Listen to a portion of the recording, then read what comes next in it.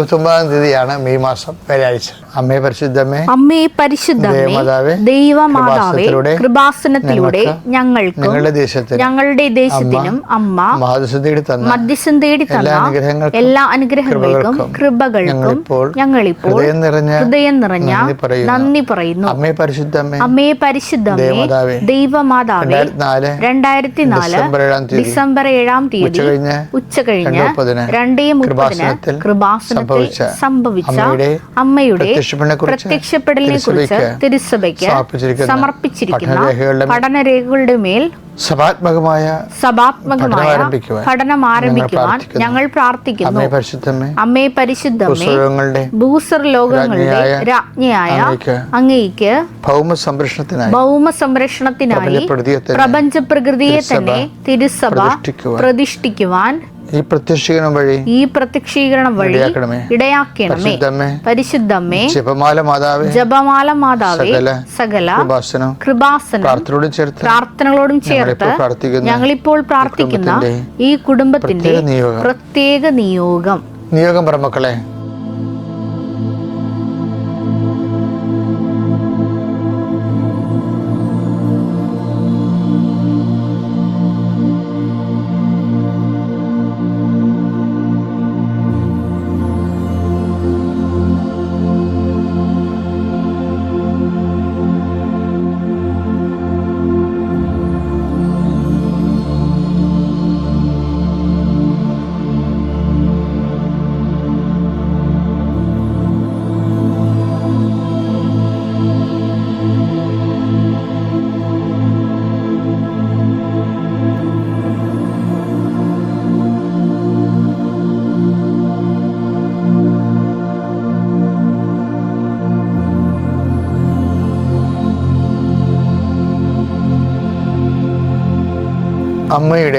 അമ്മയുടെ പ്രത്യക്ഷീകരണത്തിന്റെ ഈ അനുഗ്രഹവേളയിൽ ഞങ്ങൾക്ക് സാധിച്ചു തരുവാൻ കനിയണമേ.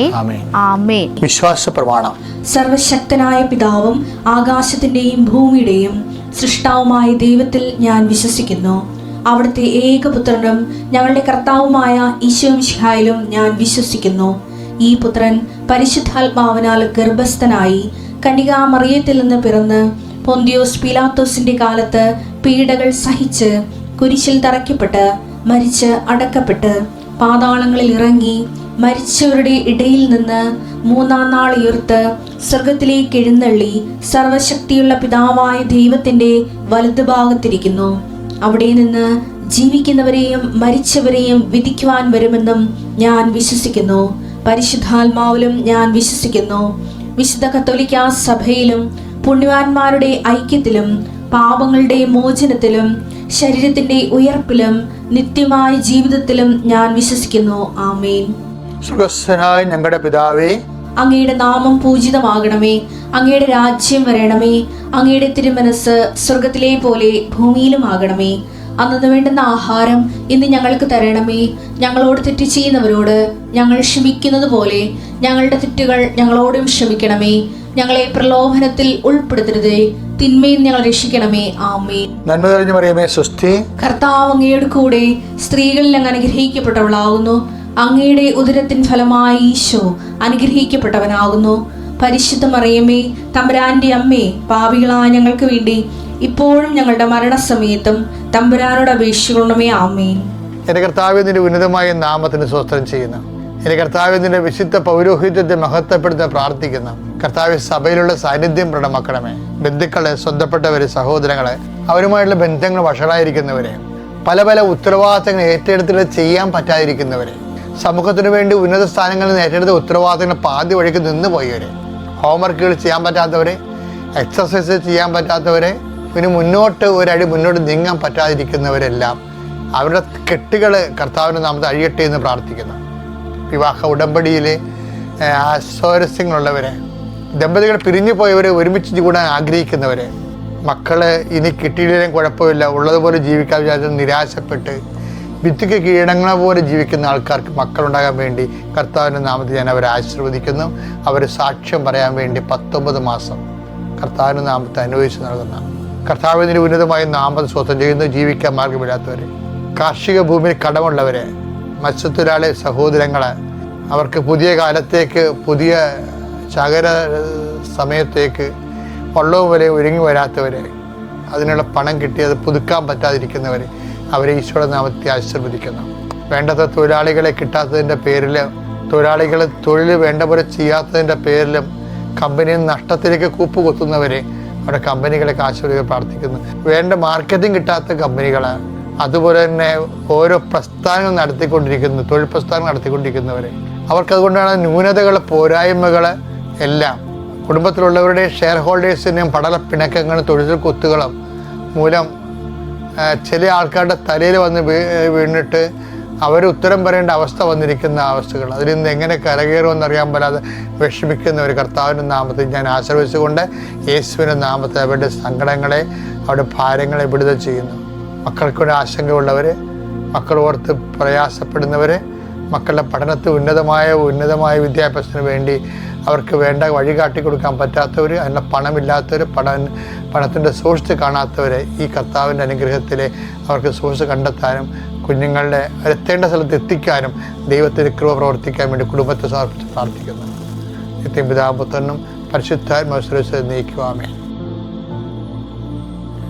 അതായത് നമ്മളെ സംബന്ധിച്ചോളം മനുഷ്യന്മാർക്കുണ്ട് പ്രശ്നം വെച്ച് കഴിഞ്ഞാൽ ആദ്യമേ തന്നെ ഒരു വിഷയം ഉണ്ടാകുമ്പോൾ ഫസ്റ്റ് റെഫറൻസ് ആൾക്കാർ ചെയ്യണത് എന്താണ്? നമുക്ക് പൈസ ഇരിപ്പുണ്ടല്ലോ, അതെടുക്കാമല്ലോ, പറമ്പുണ്ടല്ലോ, അത് വിൽക്കാമല്ലോ, നമുക്ക് പൈസ ഇന്നാൾ തരാനുണ്ടല്ലോ, എടുക്കാമല്ലോ, ബാങ്ക് ലോൺ എടുക്കാമല്ലോ. ഇങ്ങനെ മനുഷ്യന്മാർ ആദ്യമേ തന്നെ അവിടെ മെറിറ്റിനെ കുറിച്ചാണ് നമ്മൾ ഓവറായിട്ട് കോൺഫിഡൻസ് ആകണത്. ഓവർ കോൺഫിഡൻസ് മെറിറ്റിനെ കുറിച്ച് ഉണ്ടാകുമ്പോൾ കുഴപ്പമെന്ന് വെച്ച് കഴിഞ്ഞാൽ ദൈവത്തിലെ ആശ്രയം കുറഞ്ഞിരിക്കും. അതിൻ്റെ ഒരു ജീവിതത്തിൻ്റെ അപകടമാണ്. സംഖ്യ 14:6 ദേശം ഒറ്റുനോക്കാൻ അതുപോലെയുള്ള ദേശങ്ങളില്ല ഒറ്റുനോക്കാൻ വിട്ടാണ് ആൾക്കാര്. നൂനിന്റെ മകൻ ജോഷുവ നൂനിന്റെ മകൻ ജോഷുവ ഉണ്ടായിരുന്നു. യഫുന്നയുടെ മകൻ കാലേബ് തങ്ങളുടെ വസ്ത്രം കീറി. വസ്ത്രം കീറാൻ കാര്യം അറിയാവോ? ഈ അവര് 3ഉം 5ഉം ഒക്കെ ആയിട്ട് 2 ഒക്കെയാണ് പോയത്. 3ഉം 2ഉം 5 അങ്ങനെ 5 പേരുടെ 2 ഗ്രൂപ്പാണ് റിപ്പോർട്ടിങ് വരണത്. റിപ്പോർട്ട് ചെയ്യുമ്പോൾ ഈ ദേശം സ്പൈ ഔട്ട് ചെയ്യാൻ പോയിട്ട് റിപ്പോർട്ട് ചെയ്യണത് മോശമുണ്ടോ എന്ന് പറയണത് ആദ്യത്തെ ആൾക്കാർ എന്താ പറയണമെന്ന് അറിയാമോ? അവിടെ അനാർക്ക് എന്ന് പറഞ്ഞാൽ ഭയങ്കര കിങ് കോങ് ടൈപ്പ് ആൾക്കാരുണ്ടായിരുന്നു, ഗുസ്തി മല്ലന്മാരുണ്ടായിരുന്നു. അവിടെ മക്കളൊക്കെ ഉണ്ട്, അവർ നമ്മളെ തിന്നുകളയെന്ന് പറയും, പേടിപ്പിച്ച് കളയും മോശത്തിനെ വരെ. സംഖ്യ 13, 27, 28 അവർ അവനോട് പറഞ്ഞു, നീ പറഞ്ഞയച്ച ദേശത്ത് ഞങ്ങൾ ചെന്നു പാലും തേനും ഒഴുകുന്നതാണ് ആ ദേശം. ഇതാ അവിടുത്തെ പഴങ്ങൾ. എന്നാൽ അവിടുത്തെ ജനങ്ങള് മല്ലന്മാരാണ്, വില്ലന്മാരും മല്ലന്മാരും. പട്ടണങ്ങൾ വളരെ വിശാലവും കോട്ടകളാൽ ചുറ്റപ്പെട്ടതുമാണ്. മാത്രമല്ല അനാക്കിന്റെ വർഗക്കാരെയും ഞങ്ങൾ അവിടെ കണ്ടു. പേടിപ്പിച്ചു കളഞ്ഞു, മല്ലന്മാരെ കണ്ടു. പക്ഷെ ജോഷുവ എന്താ പറഞ്ഞെന്ന് വെക്കാൻ സ്ഥാനം, ജോഷുവ ഇവിടെ ഉണ്ടായിരുന്ന ആളാണ്. ജോഷുവ അതിനെങ്ങനെ കാണുന്നത്? കവനന്റൽ ഫ്രെയിമിൽ അത് കാണുന്നത്. ജോഷുവ എന്താ പറഞ്ഞെന്ന് വെക്കാൻ വായിച്ചു കേട്ടില്ലേ? ദേശം ഒറ്റുനോക്കാൻ പോയവരിൽപ്പെട്ട നൂനിന്റെ മകൻ ജോഷുവയും യഫുന്നയുടെ മകൻ കാലേബും തങ്ങളുടെ വസ്ത്രം കീറി. അവരെ ബ്ലാസ്ഫെമിക്കായിട്ടാണ് കീറിയത്. കർത്താവിനെ വിശ്വസിക്കുന്നതിന് പകരം ഇവന്മാർ അവന്മാരുടെ മസിലിൽ വിശ്വസിച്ചു, ശത്രുവിന്റെ മസിലിൽ വിശ്വസിച്ചു. അപ്പൊ അത് ബ്ലാസ്ഫെമിയല്ലേ? അപ്പൊ അവര് സഹിക്കാതെ വസ്ത്രം കീറി. അവർ ഇസ്രായേൽ സമൂഹത്തോട് പറഞ്ഞു, എന്താ പറഞ്ഞു? ഞങ്ങൾ ഒറ്റുനോക്കാൻ പോയ ദേശം അതിവിശിഷ്ടമാണ്. കർത്താവ് നമ്മിൽ സംപ്രീതനാണെങ്കിൽ അവിടുന്ന് നമ്മെ അങ്ങോട്ട് നയിക്കുകയും തേനും പാലും ഒഴുകുന്ന ആ ദേശം നമുക്ക് തരികയും ചെയ്യും. നിങ്ങൾ കർത്താവിനോട് മറുതലിക്കരുത്.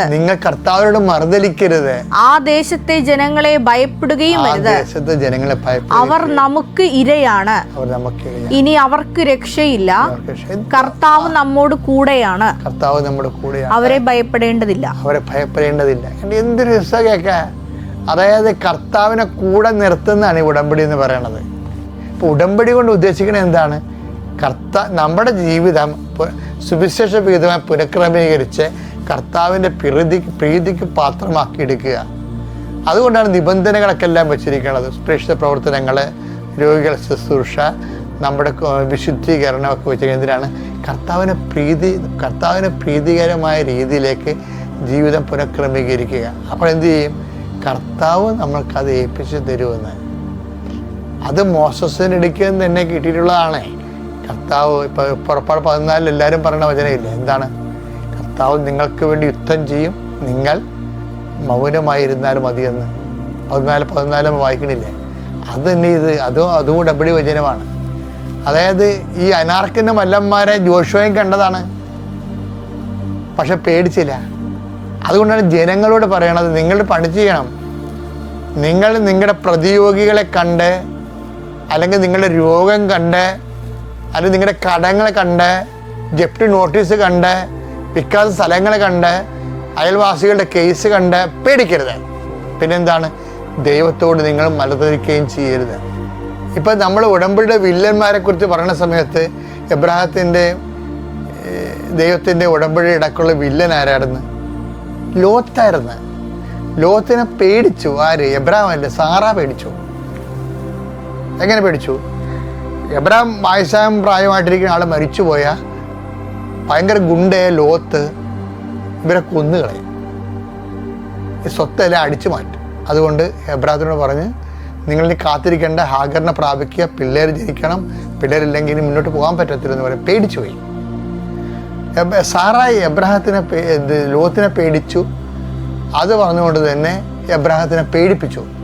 അങ്ങനെയാണ് അവർ ഹാഗറിനെ പ്രാപിക്കുന്നത്. എബ്രാഹം പേടിയുണ്ട് അവിടെ. ഇതിൻ്റെ വരുന്നൊരു വിഷയം, 2 കാര്യങ്ങൾ ഉടമ്പടി പാടില്ല. എന്തൊക്കെയാണ്? പേടി പാടില്ല. അയ്യോ ഞാനൊന്നും പഠിച്ചിട്ടില്ലല്ലോ, തോക്കുവോ എന്ന് പറഞ്ഞ് കൈകൊടയല്ലേ? അങ്ങനെയല്ല. കഴിഞ്ഞ ദിവസങ്ങളിൽ കുഞ്ഞുങ്ങൾ സാക്ഷ്യം പറഞ്ഞ് ഒരു പുണ്യ സാക്ഷ്യം നിങ്ങൾ കേട്ടില്ലേ? IAM-ൽ ഞാൻ 2 ആഴ്ചയ്ക്ക് പഠിക്കാൻ പോകത്തില്ല, പക്ഷേ ഞാൻ പേടിച്ചില്ല. എന്താ കാര്യം? ഞാൻ അമ്മയോട് പറഞ്ഞു, അമ്മേ നീ പരീക്ഷ കൊള്ളുണ്ടാകുമല്ലോ, എനിക്ക് അടയാളം വേണം അമ്മ ഉണ്ടെന്നുള്ളതിനെ. പേടിച്ചില്ല. അതാണ് പേടിക്കാതിരിക്കുന്നതും. പിന്നെ എന്ത് ചെയ്യണം? ദൈവത്തോട് മറുതലിക്കാതിരിക്കണം. 2 സംഭവം ഉണ്ടെങ്കിൽ ദൈവത്തെ പ്രീതിപ്പെടുത്താൻ പറ്റും. ഒന്നെന്താണ്? പ്രതിയോഗികളെ നമ്മൾ എന്തിനു വേണ്ടിയാണോ ഉടമ്പടി എടുത്തിരിക്കുന്നത്, എന്തിനെ പ്രതിരോധിക്കാനാണോ, അതിനെ നമ്മൾ പേടിക്കരുത്. പിന്നെ എന്താണ്? ദൈവത്തിനോട് നിങ്ങൾ മറുതലിക്കരുത്.